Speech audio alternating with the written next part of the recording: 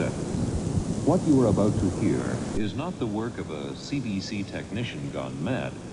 It's the sound of a Sasquatch.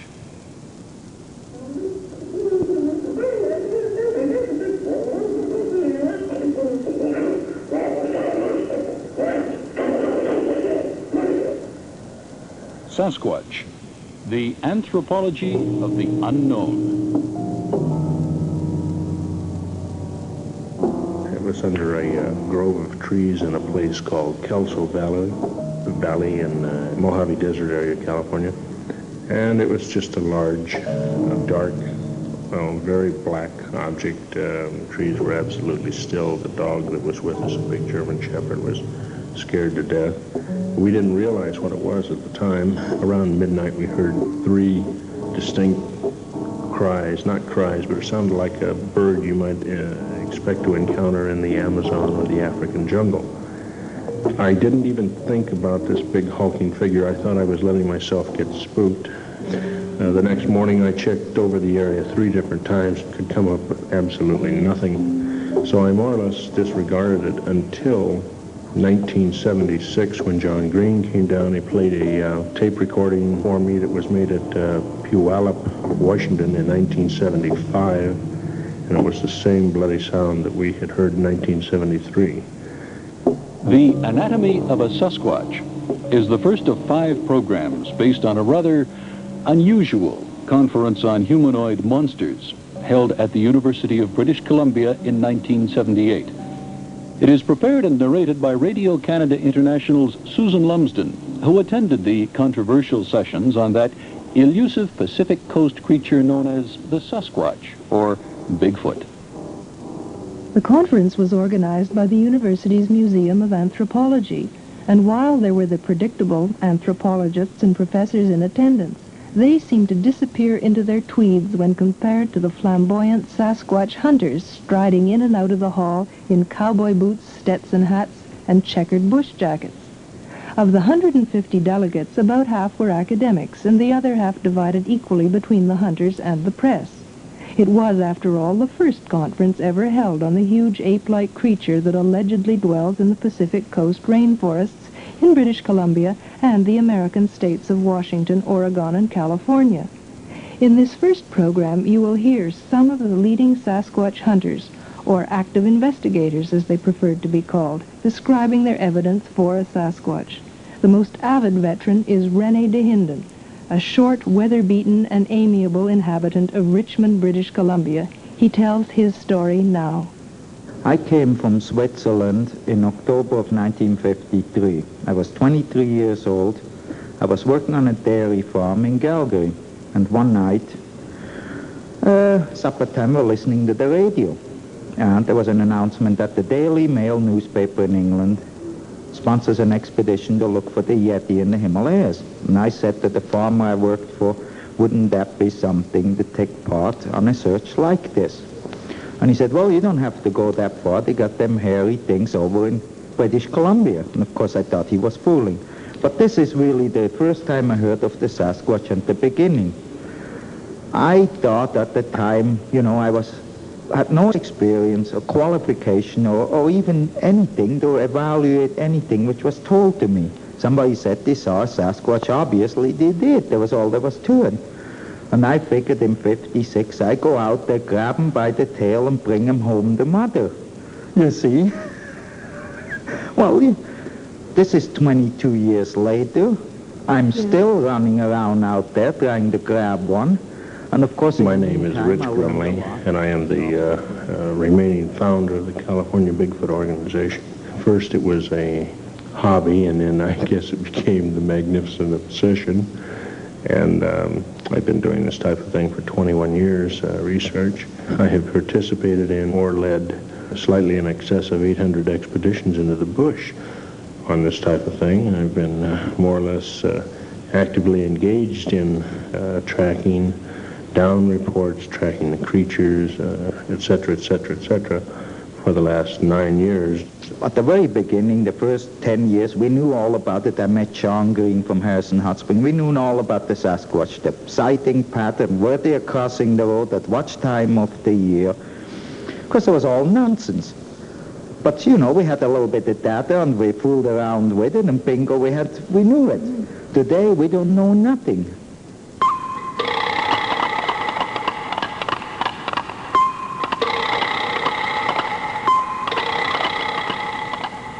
And so, piecing two and two together, I came up with the probable answer that what I had seen was not a common, ordinary thing, that it was Sasquatch. Then on the east side of Lancaster, I saw another one, but it was before this time, in company with two other investigators, and it was just a big, funny-looking figure standing with its feet together, arms outstretched, and head more or less on its shoulders. About 150 yards from us, I motioned to Fred Adams, and when we looked back, it was gone. It follows that if we are, in fact, compiling information about a real creature, then we cannot make of it whatever might suit our own fancies. It has to be the creature that the witnesses describe. John Green is from Harrison Hot Springs, a resort town in British Columbia, 60 miles northeast of Vancouver. It was there in the 1920s that the word Sasquatch first entered the language as an anglicization of the Salish Indian word for the huge forest creature resembling man. A teacher at an Indian reservation nearby began writing newspaper articles on the Sasquatch stories he'd learned from the Indians. The Sasquatch was frequently used as an advertising device for the resort town until 1958, when a full-fledged Sasquatch hunt was staged to celebrate British Columbia's centennial. John Green, then the editor of the local newspaper, became interested in the Sasquatch phenomenon. Today, he is the most respected of the Sasquatch investigators, and his painstaking research has become the subject of several books. He spoke about his findings to the assembled delegates. Now, we're dealing with reports of something that walks upright like a human, but is entirely covered with hair and is usually much larger than a human. I have no way of knowing how many reports about such creatures there may be, but from North America alone, I have more than 1,000 on file, plus several hundred more concerning footprints of a suitable size and shape for the animal described. Now, with that volume of reports, even allowing for the fact that an unknown number of them are manufactured or mistaken, some validity must be assumed for those attributes and actions that are frequently described. And consideration should also be given to those things that are not described at all. There should be enough information to tell us not only what the creature is, but also what it isn't. The next part of my paper is a digest of some of the points that I think are significant from a careful study of that volume of report. The first is simply that Sasquatches are significantly larger than humans, and not only in height. The average of all the height estimates is more than 7.5 feet. Perhaps more significant than the height is the heavy build described. Next point, these are solitary creatures. Third point, their hairiness is of an animal rather than a human sort. Fourth point, the proportions of the limbs are more human-like than ape-like. However, the fifth point, from the shoulders up, there is considerably less resemblance to the average human. The shoulders are termed as wide in comparison to those of a human in 90% of descriptions. And 70% refer to the necks as short, and another 25% say no neck at all. Flat faces with large flat noses, sloped foreheads, and heavy brow ridges are noted in nearly all of the descriptions that come from close observations. Sixth, they are omnivorous. Seventh point, they are largely nocturnal. My eighth point is that they are not active in cold weather. Everywhere except in Florida, there are only half as many reports in the winter as there are in the summer and fall. And tracks are rarely found in snow. Now, there's an oddity in this, in that there are also very few reports in the spring, not significantly more than there are in the winter. And consistently, there are less reports in May than there are in April. I have wondered if perhaps that's the mating season. And this has been so throughout. There have been less reports in May than in any other month. Next point is that the Sasquatch make considerable use of water. But almost all of those observations involve substantial numbers of reports. In addition to that, there are a number of observations that seem of probable significance, although they've only been reported a very few times. One is that the only time that Sasquatches have been reported sleeping, to my knowledge, they were out in the open, although it was snowing and there were trees nearby that they could just as easily have been under. Another, which I'm not very happy about, but I have 6 reports of Sasquatches being clocked by people in cars. And the speeds reported were 35 miles an hour, 45 miles an hour, 50 to 60 miles an hour, 60 miles an hour, 70 miles an hour, and 80 miles an hour. However, none of those reports were from west of the Continental Divide.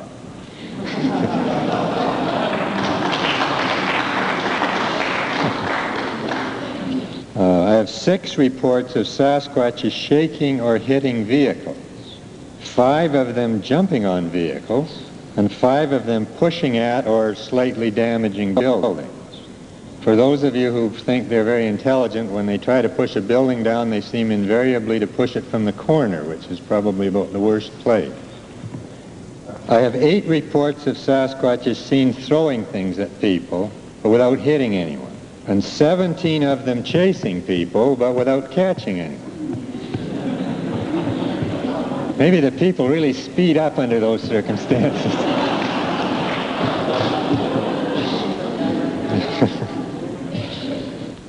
John Green described the North American Sasquatch generally and went on to outline the Russian Sasquatch in finer detail. Yes, 2 Russian scientists, Dr. Dmitry Bayanov and Dr. Boris Porshnev from the Darwin Museum in Moscow, presented papers in absentia. Dr. Porshnev's Sasquatch findings are presented now by John Green. Their average height is from 5 to 6 feet, but there are great variations in size. The entire body is covered with hair from 3/4 to 3 inches in length, but uneven. For instance, the cheekbones are covered very slightly. There is no underlayer of hair, so that sometimes the skin can be seen. The hair grows longer in cold weather. Infants are born without hair. There is not much hair on the hands and feet and none on the palms and soles. Hair on the head is usually of a different color from that on the body and noticeably longer. It is sometimes matted and sometimes falls onto the shoulders or even down to the shoulder blades. And there again is the difference. The head leans forward more than a man's and is supported by strong muscles which make the neck appear to be short and wide with the head right on top of the trunk. The back of the head rises to a cone-shaped peak. The forehead is low and receding with prominently protruding eyebrows and eyes deeply buried in the skull. The bridge of the nose is usually flat with the nostrils turned outward. However, the shape of the nose tends to be variable. Cheekbones are wide and protruding. Jaws are heavy, strong, and greatly protruding. The mouth is wide but almost without lips. Teeth are like a man's but larger, with the canines more widely separated. The ears differ little from a man's ears but have longer lobes and are occasionally somewhat pointed at the top. The eyes appear slanted and the face seems sometimes mongoloid, sometimes negroid. Creatures are generally upright, but shoulders are rounded and somewhat stooped or forward-leaning, with arms hanging in front of the body, especially when walking. The legs are usually slightly bent at the knees, as are the arms at the elbows. Their stride is clumsy. When they walk, they sway from side to side as well as front to back with the swing of their arms. Difference in size of the hands and feet is less than in men, and the thumb is less opposed than man's, so that they often grasp objects between the fingers and palm without the thumb. The big toe has independent muscular action, including the ability to turn in opposition to the rest of the foot, and the other toes also are flexible and capable of independent movement. They can squat and sit on their buttocks. They have been seen sleeping in the daytime face downward with knees and elbows drawn in under their stomachs and their hands behind their heads. For their size, they are significantly stronger than men. Breeding pairs remain together, but the males are inclined to range over a wider territory, whereas females tend to remain in one area while their offspring are young. They give birth to single and twin offspring which resemble human babies. They do not have permanent homes, but often find shelter in holes in the ground. The young eventually leave their mothers to find territories of their own. Large, old individuals past the age of breeding live alone in the mountainous and heavily forested regions. Witnesses often report a very distasteful smell. The creatures are capable of many very different sounds and call to each other over long distances, particularly at twilight and dawn. Mooing, mumbling, whining, and whistling are reported, but nothing resembling speech. They do not make any tools, but can throw stones and even carry them and use them to make windbreaks. They may break stones one against another. They do not make fire, but are glad to warm themselves at the embers of a fire that has been abandoned. They may use sticks and clubs. They eat both meat and vegetable foods. They may dig roots. They eat different sprouts and leaves, all kinds of berries, fruits, and nuts. Given opportunity, they will take cultivated vegetables and fruit such as corn, sunflower seeds, hemp. They catch frogs, crabs, turtles, and snails, and will eat frogs' eggs, insects, worms, nestlings, and eggs. They may catch small animals such as gophers, moles, rabbits, and other rodents, and scavenge from the carcasses of larger animals, but they do not hunt large animals themselves. On the few occasions when they kill larger animals, it is by breaking the back. They steal lambs and eat the entire body. It may be that they eat their own dead, since none are ever found. Towards man, they are not usually aggressive. Well, that's the Russian material. And I don't think that any of you will have failed to note that except for the size, there are not very many points of difference between the reports studied by Professor Porshnev in Russia and those that I've been summarizing. And on the other hand, there is exact agreement on some of the specific points. It should be noted, however, that the difference in size alone puts the two creatures in very different relationships to their environment. The Russian creatures are literally man-sized.